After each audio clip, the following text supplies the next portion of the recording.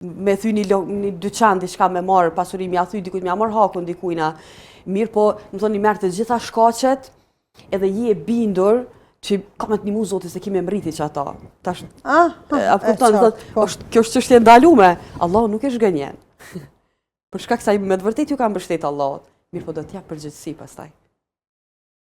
A po kupton? Do të thonë edhe në çështje të ndaluara. Edhe në çështje të ndaluara, tevekuli, do të thonë dietarët kështu i kanë klasifikuar, Allahu nuk e shgënjen ata të cilët dojnë me i arrit këtë gjëna. Mirë po përgjegjësia mbetet aty, po. Tevekuli, thash, është çelësi çdo mirësie. Është çelësi çdo mirësie me të vërtetë. Është për me arrit kënaqësinë e Allahut, për me arrit dashurinë e Allahut. Nëse ti mundohesh me punu me tevekulin, me mbështetjen e Allahun për çdo gjë të kësaj bote, edhe të botës tjetër, ose thjesht me i përmbledh këto lloje të tevekulit, padyshim që Allahu nuk e zgënjen robën asnjëherë. Përderisa nuk po e zgënjen edhe këtë kategorinë që do thotë për me arrit qëllimet jo të mira, do të thonë nuk e zgënjen Zoti, çush është halli atij që i mbështetet me të vërtetë Allahut. Kthehemi pak tek çështja e pjesës, po mendoj, e çështjes parë të tevekuli, mbështetja për rujtjen e vetës, të fesë tënde. A vjen kjo me ndonjë dua që njeriu her pas here e bën? Po Zot, ka shumë raste kur thua Zot në këtë vorbull të dukurive negative, për shembull, rritja e fëmijëve, veç mas adoleshentave, është shumë sfidë.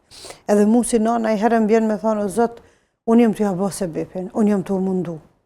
Po është shumë vështirë, veç ndër tone. A dhe nuk kam çka të hargjohen në herë mekanizmat. Qëre, kjo botë është e ndërtuar me mbi shkaqe, të sebepe. Mirë po, çdo sebep ka sebep tjetër.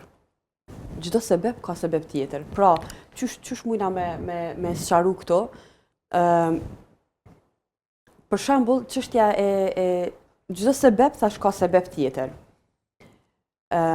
Allahu është një prej emrave të Allahut El Wakil. Pa dhënë urdhër ai nuk realizohet asgjë. Pavarësisht asaj që e tham si definicion që me ju mbështet Allahut, me marrë sebepet edhe me ju dorëzu Zotit, po pra pa thonë ai El Wakil nuk arrihet qëllimi. Për shembull edhe tek pejgamberët, te tevekuli i pejgamberëve ku tham këto.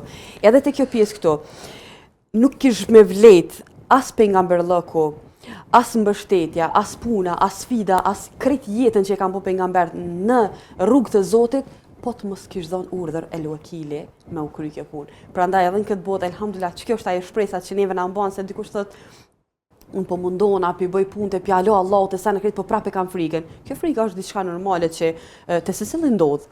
Edhe është diçka që neve Allah na ka kriju të tillë. Mirë po, atë rahatin mrena ti e ki bindje. Këtu ndërlidhet pastaj edhe mendimi i mirë me Allahun. Nëse muj me thonën. Çush është hadithi i pejgamberit alayhis që thotë Allahu është me mendimin e robit.